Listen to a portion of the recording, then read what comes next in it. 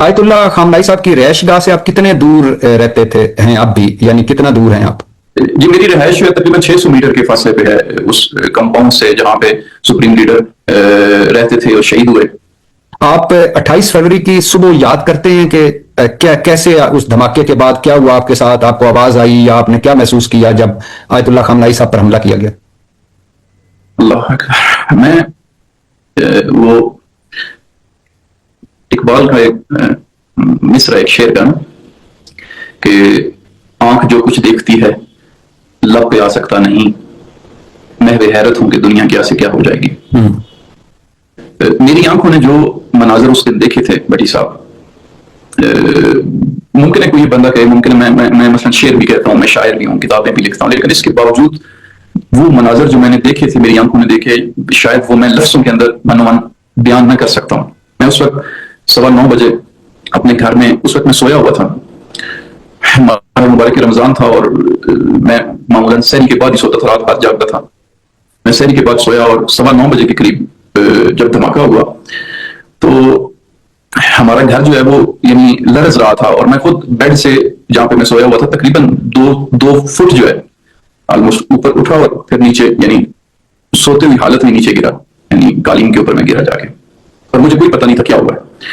मैं फौरन उठा और उस वक्त भी घर लरज रहा था। मुझे ये लगा कि जल्जला आया है, तो मैं फौरी तौर पे घर से बाहर निकला।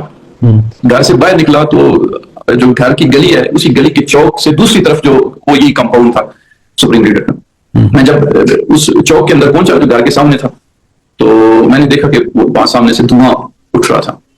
तो मैंने पूछा, साथ शॉप्स भी खुली थी उस चौक के अंदर, तो उन्होंने कहा कि बैत रहबरी, उस कंपाउंड को जो है वो बैत रहबरी के नाम से वो जाना जाता है ईरान के अंदर। उन्होंने कहा कि बैत रहबरी के ऊपर हमला हुआ है। तो वल्लाह बखुदा आयतुल्लाह खामेनी के साथ जो है वो मेरी अपनी एक कल्बी वाबस्तगी, उनकी इल्मी शख्सियत की वजह से, उनकी रहबरी की वजह से, उनकी एक जामिया शख्सियत है, उनके ऊपर एक बड़ी तफसीली बात हो सकती है, उसकी वजह से मेरा उनके साथ बड़ा अटैचमेंट भी थी।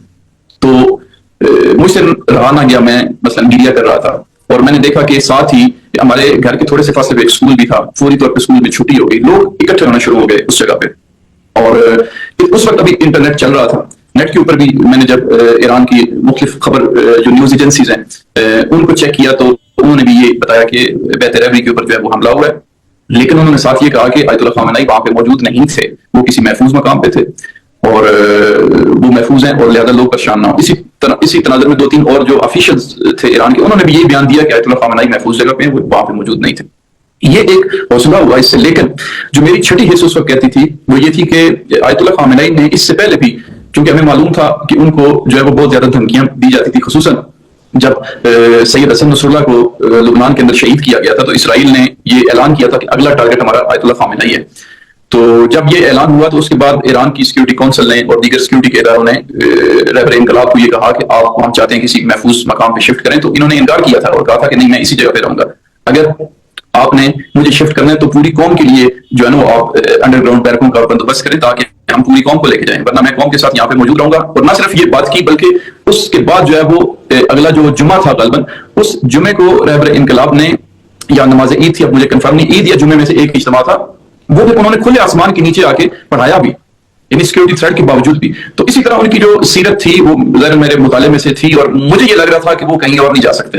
यानी ये जो ऑफिशियल्स कह रहे हैं कि वो कहीं और शिफ्ट हो गए हैं, लेकिन जो उनकी अपनी जिंदगी, तर्ज जिंदगी था, उसके मुताबिक छठी हिस्स यही कहती थी कि वो यहीं पे मौजूद होंगे। और फिर यही हुआ कि तकरीबन एक दिन गुजरने के बाद जो है वो हुकूमती जो इदारे थे उन्होंने तायद कर दी कि वो आपने क्या देखा उस वक्त? धुएं के अलावा क्या देखा कि सब कुछ बिल्डिंग गिर चुकी थी, तबाह हो चुकी थी?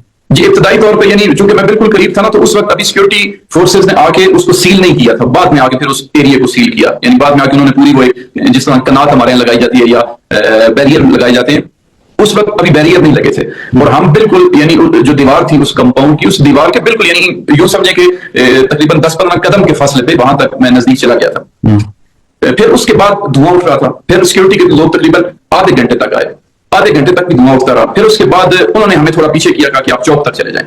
चौक जो है वो तकरीबन आप यूं समझे कि 300 मीटर के फासले पे होगा वहां से।